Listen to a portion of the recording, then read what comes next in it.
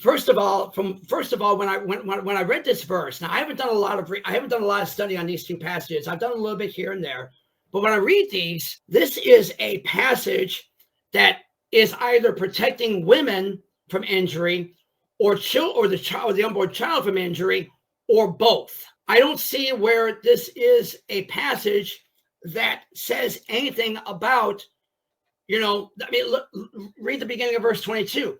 There is a fight going on between two or more men, okay? You're having a physical confrontation between two or more, and one of them happens to strike a pregnant woman. How is that an abortion? An abortion, isn't that an intentional? It would be a whole different story if one of those men said, hey, let's stop the fight. I want to strike this woman, and boom, hits her.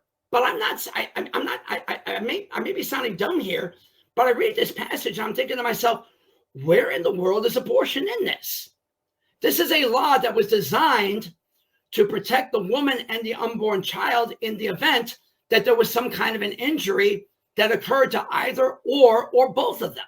Well, the first thing I would make of that is verses 12 through 14 specifically state that this is a test to see whether the woman was unfaithful to her husband, not an abortion. This is a test that's being done to see whether she has been faithful to him or not. This is if the woman is guilty of adultery, then this is a punishment by God for her sin.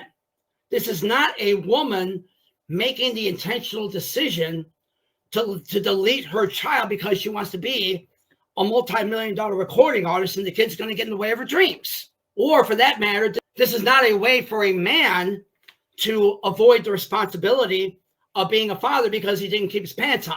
Again, maybe I'm looking at this just too simply, and that's fine if I am, but where in the world is abortion and all that? Where in this passage does it say that the man or the woman is intentionally trying to kill the kid in her womb? Again, I know I'm repeating myself. This is a test to see whether or not the woman was unfaithful.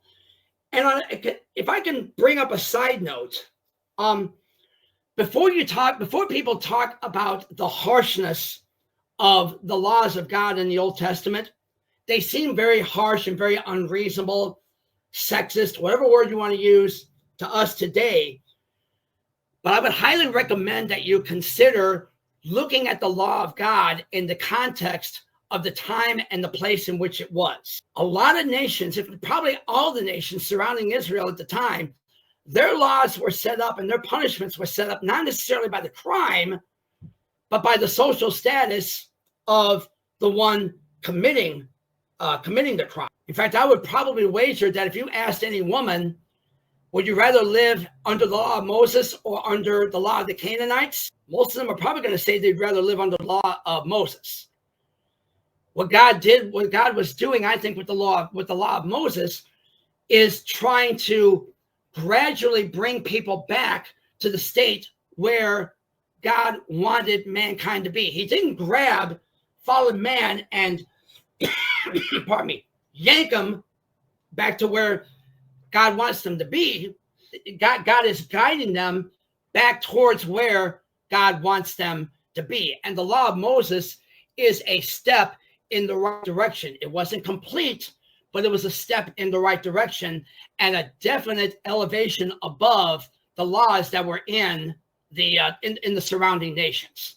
So I understand why some people would look at the law of Moses as being this or this or that. I'm telling you right now, you and I would want to live under the law of Moses. Your wife and your mother-in-law would want to live under the law of Moses rather than the Code of Hammurabi or the others, from what little I know about them.